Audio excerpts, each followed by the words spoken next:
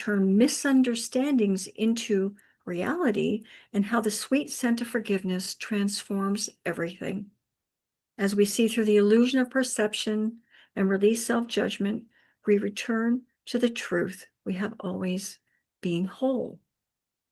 And Rev Julie and I have known each other for a number of years now, and we've had the gift of studying together, laughing together, crying together, and graduating together. And she was already a minister, an interfaith minister, before we met.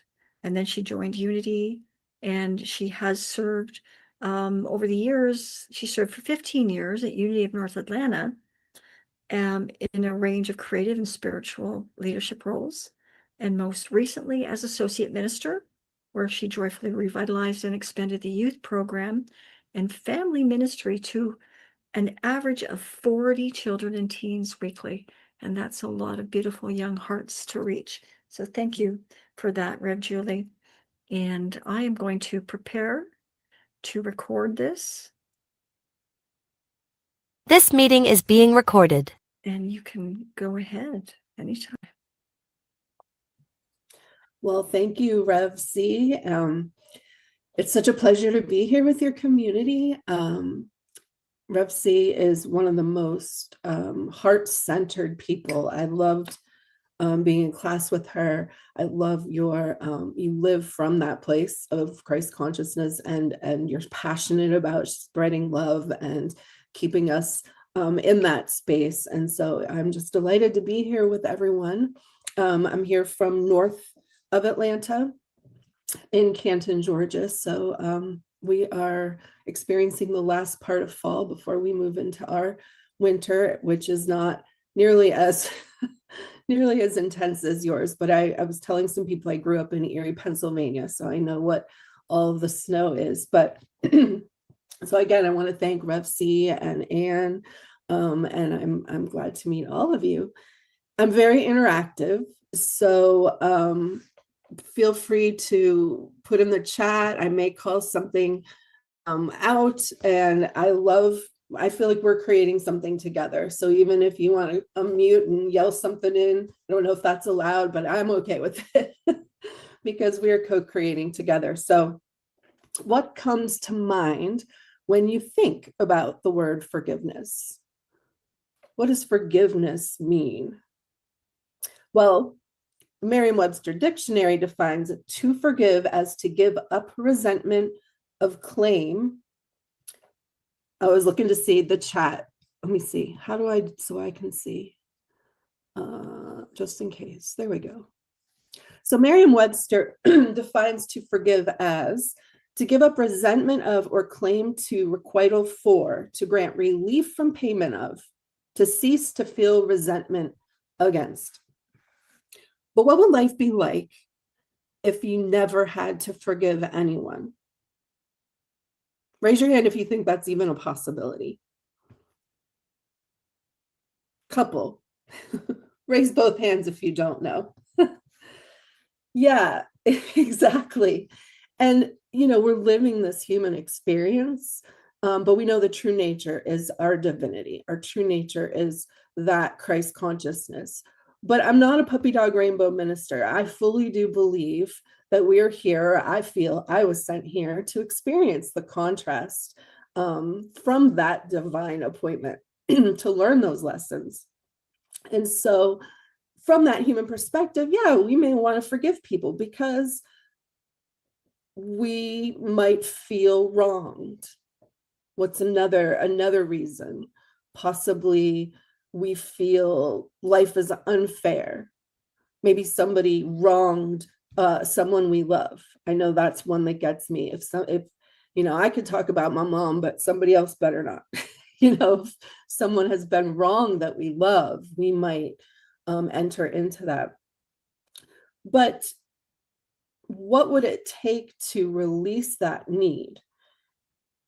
And the answer might be because in the divine mind, there is actually nothing to forgive. So now I want us to think, what's the last time that you felt you wanted forgiveness or you forgave somebody and how that made you feel. What was it that brought you to that? For me, just to share, I had a situation where I felt like I was misunderstood, or somebody thought something about me that was just completely not the truth of who I was. And so I felt this like closed off. Well, they're wrong. They're wrong. I need to be heard. I need to explain the truth of who I am.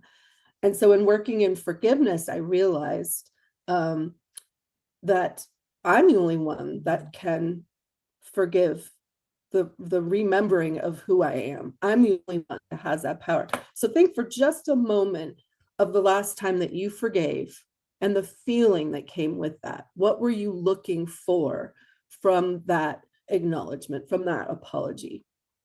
And if you want, you can put it in the chat. I see Rev C, feel the need to be compassionate. Yeah. Release. Peace. I love it. People are talking. So you're looking for peace. You're looking for release.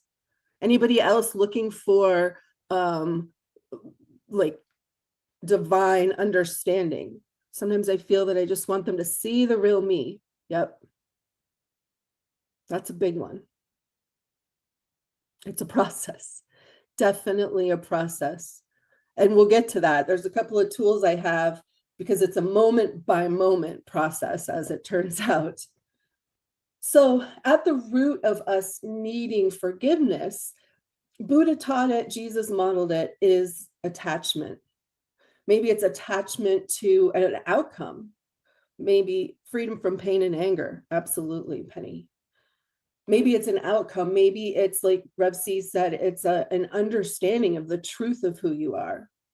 An unfairness is the one that gets me. But it's that attachment to being seen, being heard, turning, something turning out the way you think it should turn out. Well, I didn't get that job, or, my marriage ended, or even something minor. My friend is ghosting me because she misunderstood something. Well, it's the attachment to that causes the suffering. And that comes from our identity with who we are, who we think we are. So a parent, a wife, a husband, a teacher, a minister, a doctor. These are roles that we play out on this playground of our human experience. And I recently have had an opportunity to really live into these identities. As C said, I've been at the same Unity Church for 15 years, really 17 years. It's the only Unity Church I've been to. And my identity was so wrapped up in the roles I played there over the years, or the relationships I made. And so stepping out of that and into the unknown has been quite a journey. Ironically, 40 days yesterday, which we know in metaphysically, Jesus would retreat to the wilderness, 40 years for the Israelites. That number can hold some power. And it really had me confronting the notion that who am I when stripped of any role? And to be honest, it is love. That is who we are. We are creating the stories that are unlike that. So when we feel hurt, is it that someone's hurting us, or are we just forgetting the truth of who we truly are? So has anybody ever been to a fun house and looked in one of those mirrors? Yeah. I used to be scared because it was like a dark fun house, but I loved getting to the mirrors if I get through the spinning thing where you're trying to balance. And I would always run directly to the mirror that made me look super tall and thin. I love that one. And I knew it wasn't real, but it was fun to look at. And then because I knew I was in a fun house, it was fun to look at the one where, you're looked down like a troll and you're as wide as you are tall. And then we don't believe those things because we know it's an illusion. Well, guess what? Life is handing us mirrors all of the time. Some show us beauty, some show our distortion. And ultimately, our lens that we're looking at life through is the funhouse mirror, and that can be beautiful, and that can be not beautiful in that classic sense. That can be challenging, but none of it in the mind of God is real from that vantage point. And why? Because we don't see the world as it is. We see the world as we are. And Rev C's probably heard 1,000 talks. I love the idea of perception. And, has anybody ever seen the video where they tell you to count the number of times these basketball players pass a ball? And the whole time you don't realize a gorilla walks by. Now, some people do see the gorilla, but many people don't see the gorilla. And they're like, wait, how is that even possible? And it's because what we're directing our attention on is what we're seeing. And we know that from our teachings. What we focus on expands. And so it turns out the human brain can only take in this much information at any one time, the size of your thumb. And so what are you looking at in any moment? We're trained to trust what we see. So we may believe the distortion is real. Oh, that person is against me. I remember the first time that I ever, way before I was on my spiritual journey, the realization that we're creating this reality in relationship with each other. So I was living in New York City with a friend, and I came in and he didn't greet me. He was all sullen. And I thought, oh, now what? Now what? Is he upset? So I go in my room and now I'm sullen. And then he comes out and he's like, well, what's her problem? And we've created this thing that wasn't real, because in reality, he had just found out that he did not get the part in the Broadway show. And so I created a story that it was about me and us. Then he sees me and says, what's her problem? And so that none of that is real. And I remember thinking I had figured out the universe. And why wasn't everyone talking about this? Only to understand that lots of people were talking about it. And Ernest Holmes' The Science of Mind was the first one that I really read. But we are creating these mini realities. And we know through eyewitness accounts that people see things differently. We see every situation through the lens of where we're at in that moment, past experiences with that person, past experiences from our childhood. And we don't ever question the mirror out here. We question ourselves. And that's just not the truth of who we are. And so as I was thinking about this subject, I thought about AI. Show of hands, how many people think AI is a good tool to use spiritually or at all? How many people are in favor of using AI sometimes? How many people see it as very dangerous? How many? Yeah, both and.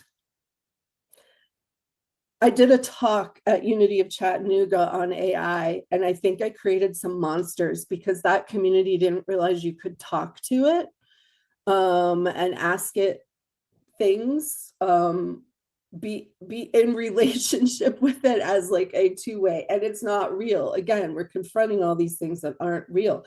But I think AI, and I do have reservations, especially with young people and people who are vulnerable, thinking they are in relationship or talking to something sentient. However, the discernment coming with this technology, I'm seeing really come to light. I'm thinking of the 12 powers.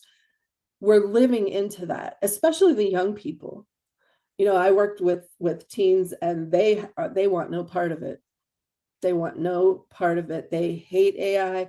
Maybe they use it for their paper, but as far as art and music and just the implications of that, and they're teaching us to be discerning.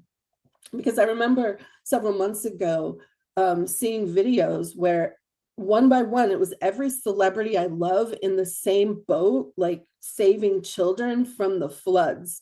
And I thought, how's that possible? Wait a minute. And it was an AI video. And so the technology is getting better, but I'm also noticing that we are now having to discern what's out here at a greater and greater level, because the AI is not going away. So it's almost forcing us to confront what's real, because it's so easy now to make anything look real or sound real. But we have that innate wisdom to discern that truth and sit with it. So when we see a distorted version of ourselves, and what I mean by that is how we feel in any moment is a good indication of what's going on in our consciousness and our thoughts, is that feeling and our mind-body connection. And so when we recognize that we're not in alignment with that divine truth of who we are, that can be a clue that we need to redirect. And so we look at Jesus, our way shower, and he in Matthew 5, verse 39 said, "But I say to you, do not resist an evildoer. But if anyone strikes you on the right cheek, what do? Turn the other cheek."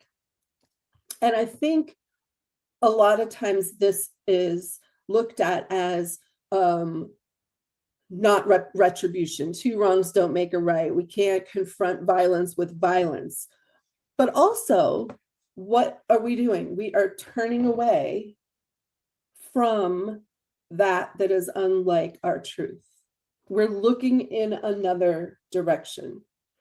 And so metaphysically, could it be that turning the other cheek from conflict or hurt or misperception is changing direction to look Godward?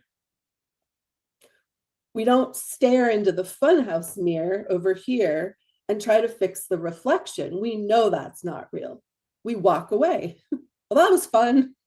I saw myself as a short, wide little character. That was fun. And we turn back. Well, everything that we encounter is up for that interpretation.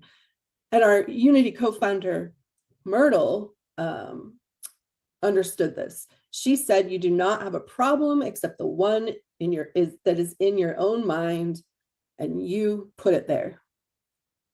Unity principle number 3, our thoughts are creative.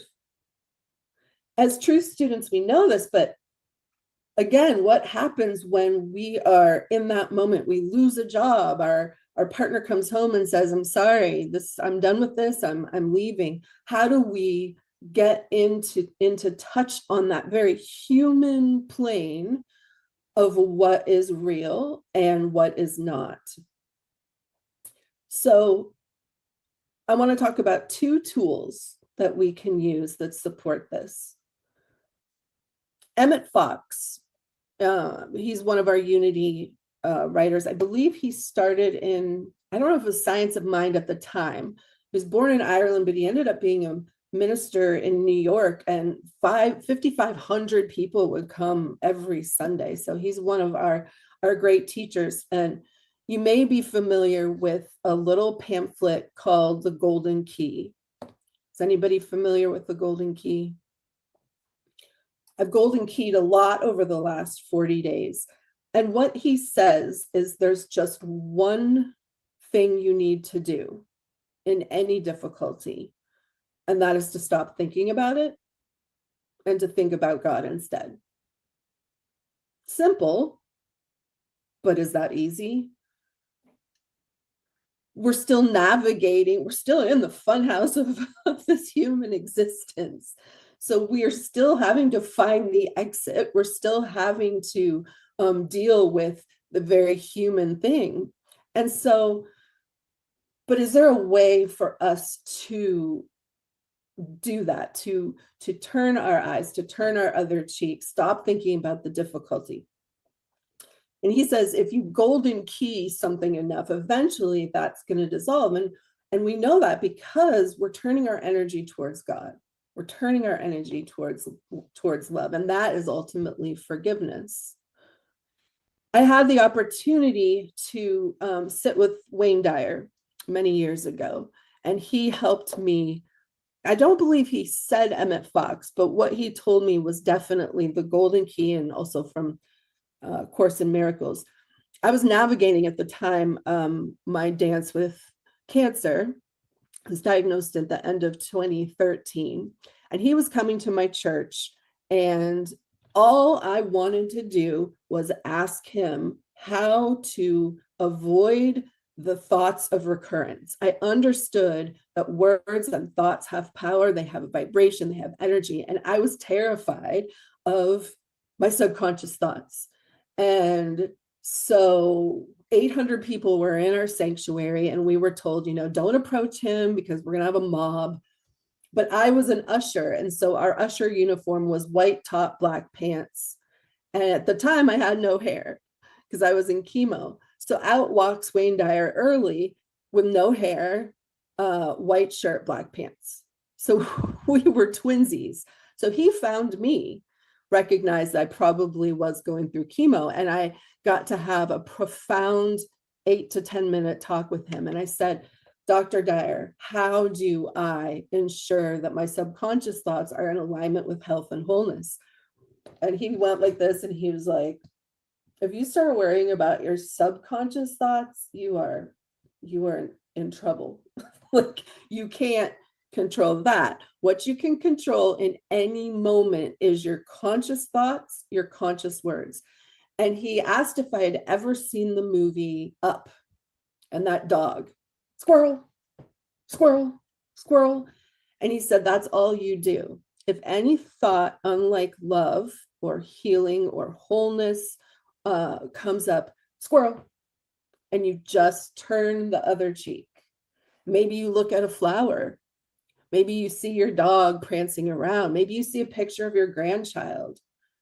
And that's a pattern interrupt, because ultimately we aren't going to be able to live 100% never having to confront the illusion of the funhouse mirror, but we can interrupt that pattern as many times as it takes, which I think he was teaching me the golden key.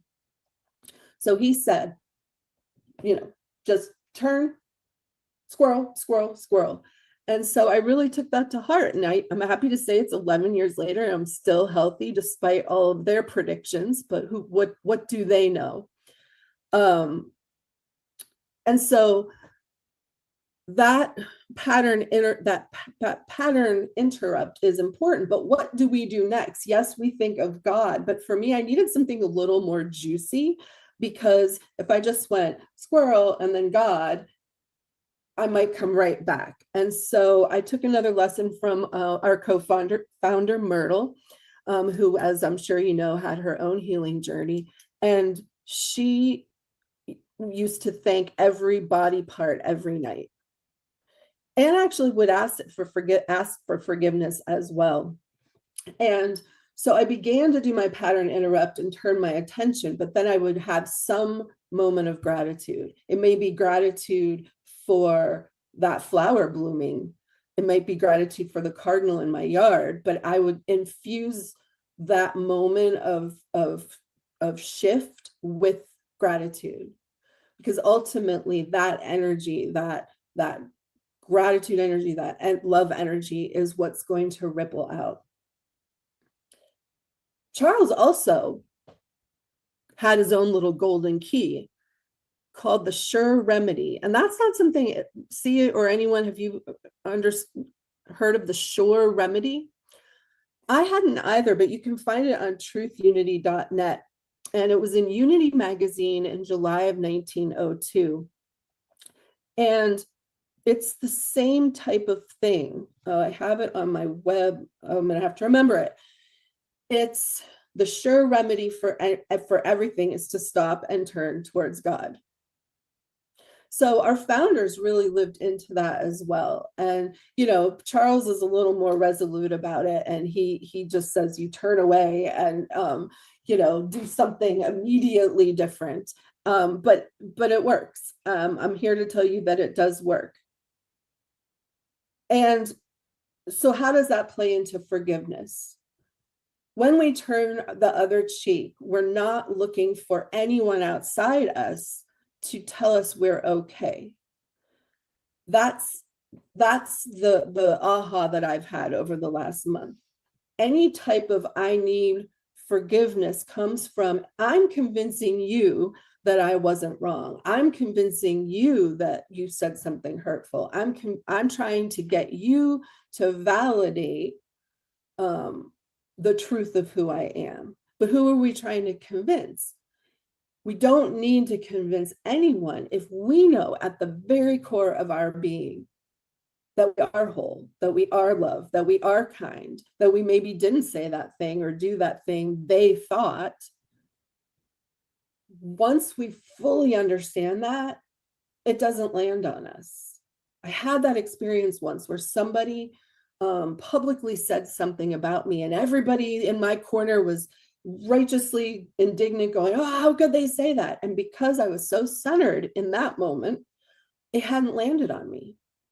It's not like I had to choose not to react. At that place of wholeness, it never even permeated my peace. Now that I'm chasing that, I've had those moments, but we are living in a very human world. And so how do we then deal with the very real actions that might need to be taken in these earthly experiences? Because let's say there's a situation where your partner decides after 25 years to end your marriage. Every time that grief comes up, yes, squirrel, you can turn towards your grandchild or the sunset or the fact that you can walk, but you still have to sign papers. You still have to call the lawyer. You still have to take action. And so how do you merge those two and stay centered? And so what I came up with is that it's just a moment by moment. We can do it quickly. So again, coming into our body and saying, where do I feel the ick? Where do I feel unlike love? Did I receive a phone call, a letter, a thought? Then we immediately squirrel. We thank, we have gratitude for whatever that is, and then we make the call. We get the feeling again, we can stop, squirrel, and we end up pivoting our energy that allows us to redirect those feelings and still accomplish what needs to be accomplished in the situations that don't always feel good. And there can be real beauty in gifts in our trials and tribulations. And there's a quote by Mark Twain that was the title of this talk. He said, forgiveness is the fragrance the violet sheds on the heel that crushed it. So let's just take a moment. That one had to really sit with me. Forgiveness is the fragrance the violet sheds on the heel that crushed it. So forgiveness isn't the flower trying to get back at the heel, and the fragrance is a natural response to a flower being crushed, pressed down. Often we talk about being pressed down and shaken up and stirred. And so that fragrance emitted as the heel either unintentionally steps on it or maybe intentionally steps on it. The flower doesn't try to keep that sweet smell from the heel. It just is. From that center of that flower is that divine perfection, just like the center of our being is divine love. And so forgiveness at its core is a remembering of who we are. And yes, do we remember who they are? Absolutely. We do not choose where we see the face of God. But what I've found in my most recent exploration, as I've shed many of the roles that I lived into, was that it starts with us. Let there be peace. Let it begin with me. Because when we feel peace and love, no matter what heel comes along, that burst of fragrance ripples out. And that's where we learn there's nothing to forgive, because nothing real can be taken. Any relationship, job, financial, any health situation that you're dealing with, those things are real in the human plane, but they can be taken away on the human plane because they're attached. We're attached to our role. I lost my job as a teacher. I lost my marriage. Whatever is real can't be taken away. And so when we shed the identity of that role in the moment where we're feeling in our body that we're not vibing with love, that's that remembrance. At the core of my being, I am love. And that unexpected gift of the fragrance just permeates. When you live, I think in Dr. Ann's prayer, when we live from that place of knowing that we shine our light out, we spread love in our little area, because the world is overwhelming. If we think about trying to change the very, culture and nature of what is going on in the human world, it's overwhelming. But what can I do in my one little space, with my one little thought, with my one little shedding of fragrance to heal? And we stop handing out roles of, you're the hero, you're the villain, you're the victim, I'm the victim, I'm the we shed that when we come back to the truth of who we are. And that sweet scent of the forgiveness of ourselves, of forgetting who we are, it blesses others. And it's from that place that I know that we are all going to be okay. No matter what we're dealing with, we are all going to be okay. So it is. And we can move, if we have time, we can move into a very short meditation. I did go a little long, see, no surprise. Let's just take that and ground that in quickly in a meditation to embody these principles. And so I invite you to settle in and take a deep cleansing breath. And on the exhale, bring your awareness into your heart space.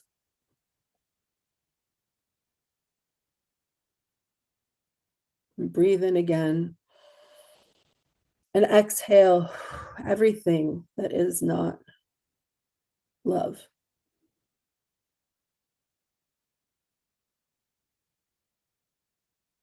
Feel that God love, that God energy moving in and as and through you. That truth, that divine truth of who you really are, who you have come here to be. And from this place, now bring to mind a situation unlike love.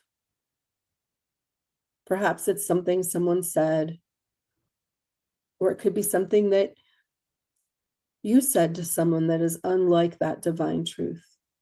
A situation that calls for forgiveness.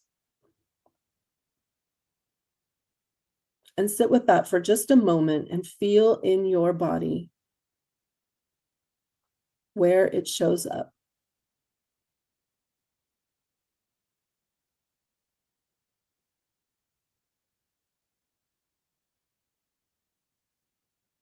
What are you looking for to feel whole?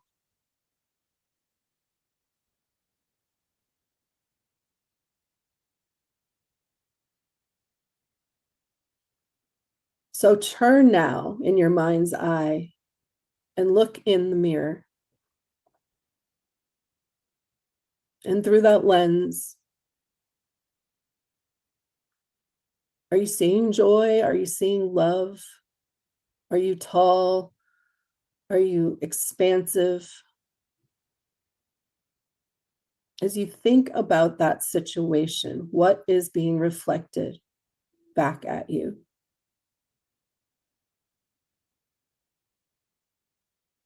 The mirror is an illusion.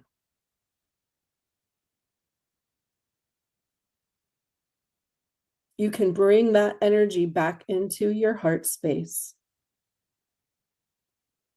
and affirm, I am whole. I am love. The Christ within me needs no explanation, no forgiveness, no retribution, nor understanding. When I tap into that Christ awareness, all needs are met, all identities drift away, and the presence of love permeates every cell of my body.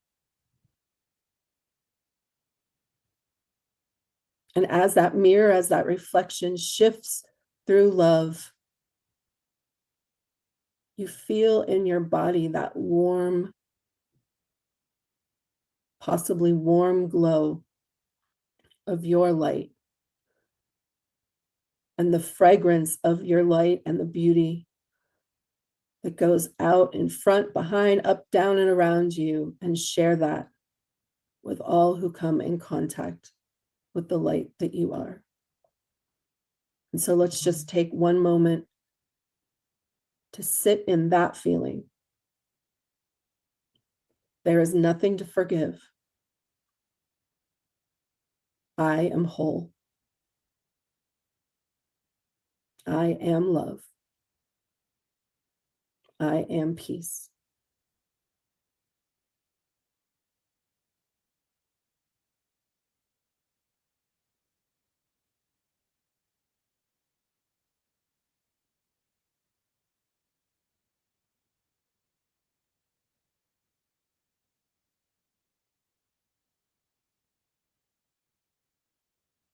Thank you, God, for the wisdom, the discernment, the life, and the zeal and joy as we turn towards God in each moment. And so it is. Amen. Thank The you. recording has stopped.